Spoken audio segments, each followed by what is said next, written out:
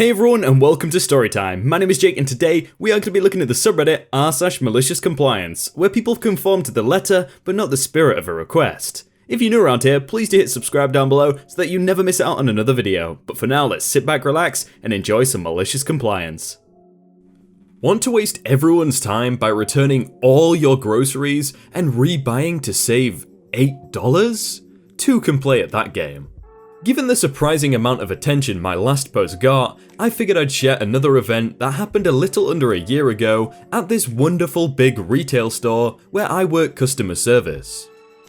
So, like I said in the last post, the associates here only get a discount of 10%, which isn't even enough to cover tax, which is 13% here.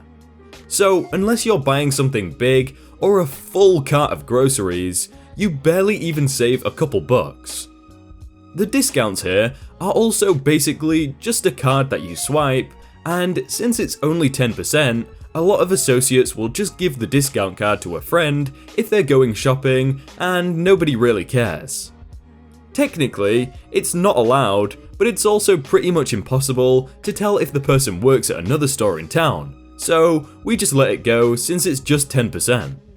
Now, another thing is once a transaction is finished, if you forget to use your discount, you have to return each item individually and rebuy it with the discount. This obviously takes a lot of time because either you unbag everything and return it, then scan it all again to rebuy it, or you type in all the UPC codes on the receipt twice. Eventually, the managers realized how long and tedious this is and told all of our associates that we won't do it anymore, so to just use your discount at the cash. So we weren't allowed to return and rebuy everything, so people could use their discount anymore. Thank God. Now, we tried to be nice, so if someone forgot to use their discount and only bought a couple of items, we'd return and rebuy it all so they could use it. Or, if they bought a bunch of stuff but one or two items were expensive, we'd just return and rebuy those two items. We hadn't really had any complaints about it.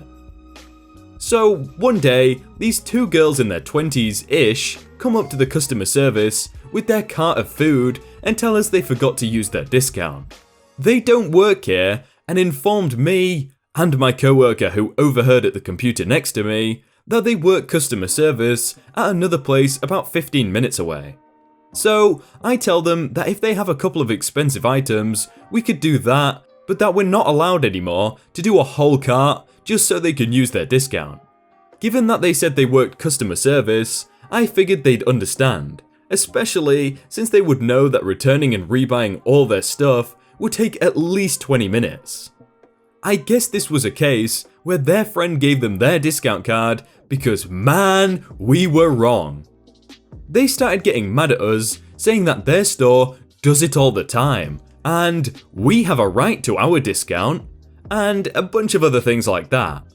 They also said stuff like, "We know you could do it since we work at the same place as you, and you shouldn't be working customer service, I can do a better job than you, blah blah blah."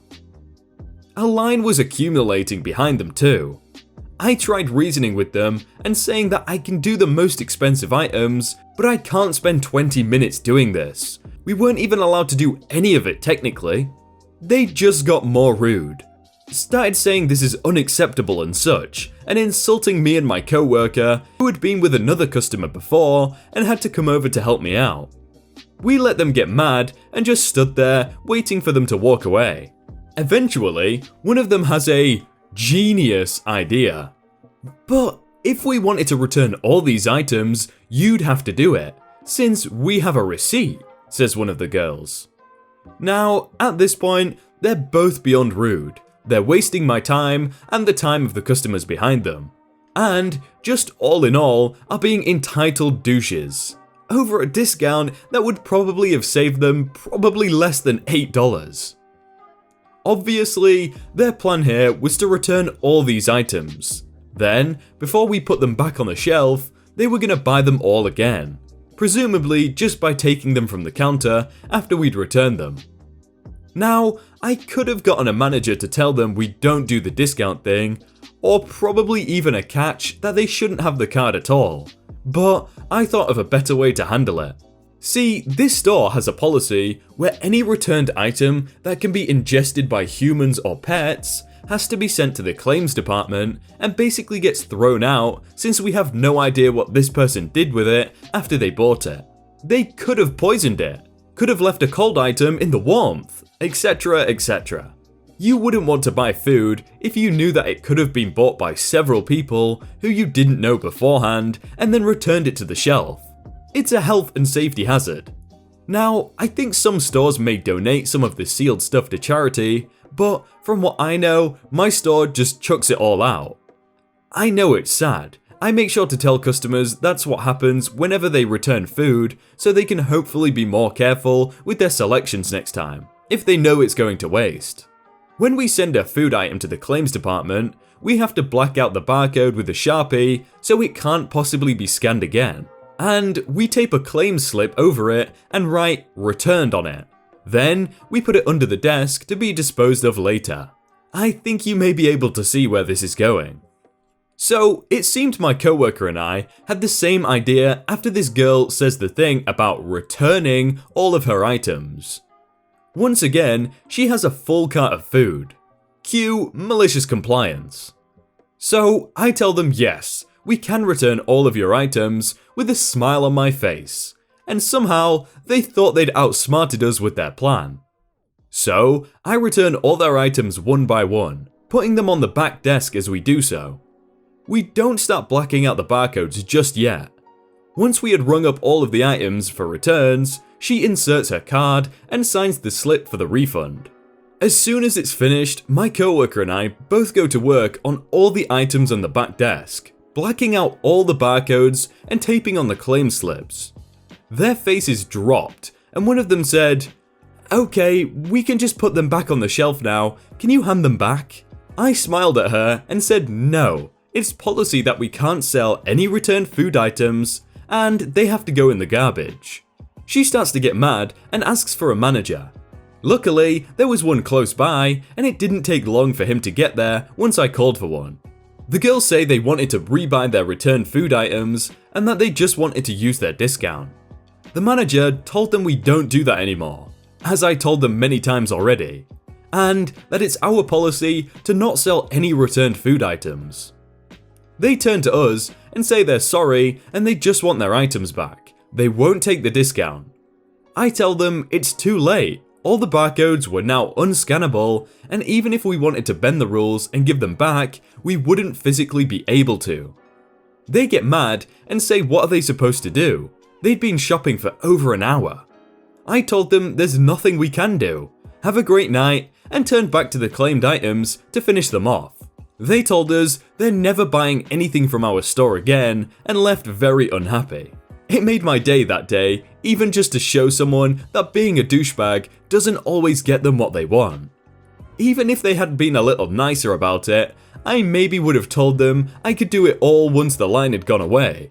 I always try to go the extra mile when someone is genuinely kind to people working at the worst places. Maybe a couple bucks meant a lot more to them than I thought. It pays to be kind sometimes, people. Edit. Yes, I know the whole food thing is sad. I see it every day, so I've sort of become immune to the whole thing. However, I have a feeling my store does have some sort of donation system because we do learn about it in the modules we have to do for training. But I'm thinking they're not allowed to tell anyone about it because then there would be people buying thousands of dollars worth of food just to return it so they can donate it to charity without having to pay for it. Hence why management tells us it all gets thrown out.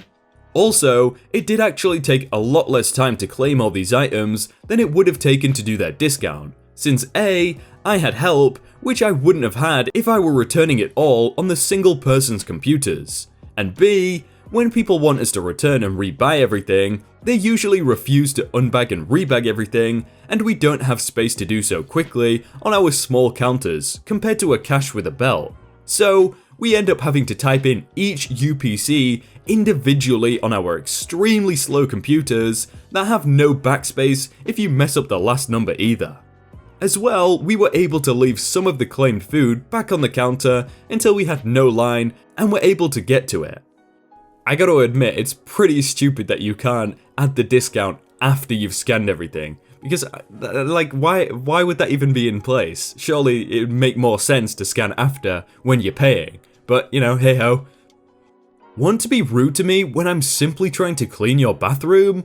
Okay, have at it. So, first of all, this is not my story, and it did not happen to me. We'll call him Tom, and he's a maintenance supervisor at a large hunting/sporting goods store here in East Tennessee. His store is quite short-staffed right now, so even though he's the supervisor, he was tasked with cleaning the bathrooms tonight before he got off. The store was so busy tonight, it being Saturday and all, that he literally had to wait 35 minutes for the women's bathroom to get clear before he could clean and stock it. The women were complaining to his superiors about the bathroom getting dirty and understocked, but they also wouldn't stop pushing past him to use it for that entire 35-minute period. Finally, it was empty. He entered the restroom and blocked the door with his cleaning cart, then got to work wiping off surfaces, cleaning the counters and mirrors, you know the drill. He had noticed that none of the stalls had toilet paper at this point, and he was saving that for last. While he was cleaning, a woman, who I'll call Witch, started knocking on the door and demanding he let her use the bathroom. I'll transcribe the conversation as he told me. Keep in mind that apparently the entire conversation, she is tapping her foot impatiently and putting her hand on her hip as if he's a child. "I'm sorry ma'am, the restroom is closed for cleaning temporarily, but I'll be done here very shortly." "Well, I need to go now, so please get out." "Well ma'am, the restroom is so dirty that it doesn't meet our standards, and I have to stock it. It's currently out of..." The woman, interrupting him, "I don't care about your job, that's not my business. You can worry about your job later. You'll be here all night. I need to use the restroom." "Ma'am, I just need to grab something real quick, and I'll be done in just 1 minute."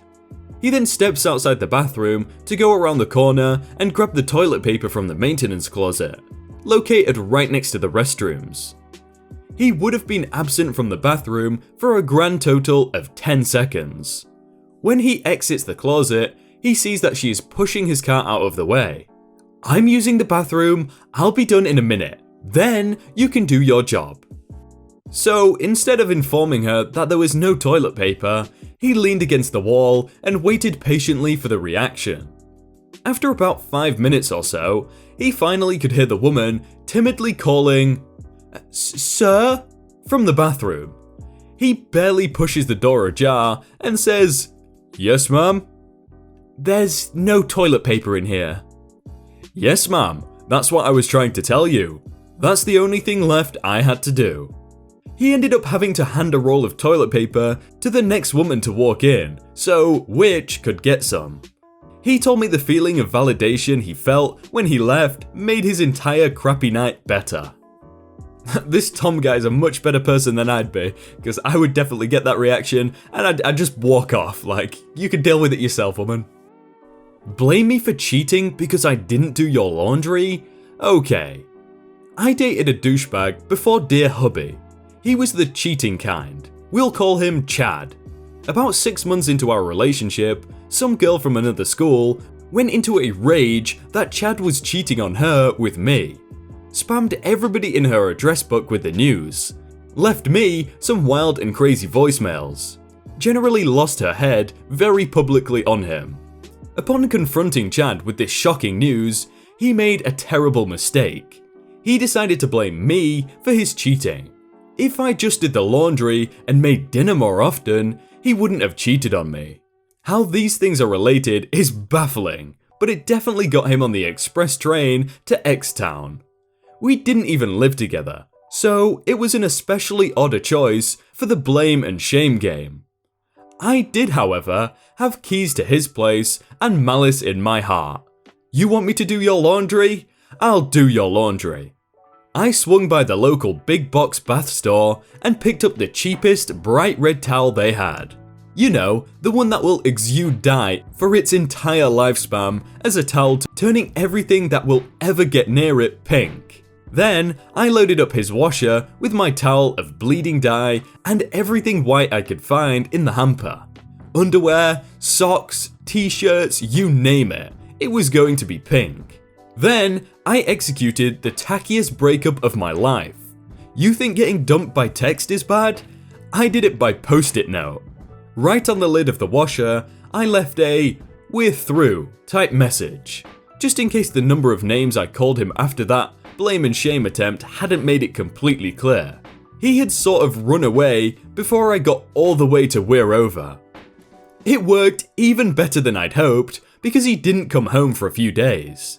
He bugged out to visit his family for a long weekend to avoid the heat from 2 angry women and all their friends. By the time he got home, he had a damp, pink, mildewy mess in his washer. Based on the angry voicemails I got, guess Chad didn't really want me to do his laundry after all. That's such a good petty revenge thing as well. There's actually a subreddit called Petty Revenge. I should do stories from there. I don't know, let me know what you think. If you want to see petty revenge stories, then yeah, comment it down below. Hey everyone, I hope you all had a really good day and that you enjoyed that video. If you want to check out some other videos, then click on screen right now, or check out the playlist down below. If you enjoyed that video, then please do leave a like. And if you want to submit your own stories, then you can do so by joining the Discord in the top link in the description. But thank you so much for watching, and I will see you very soon.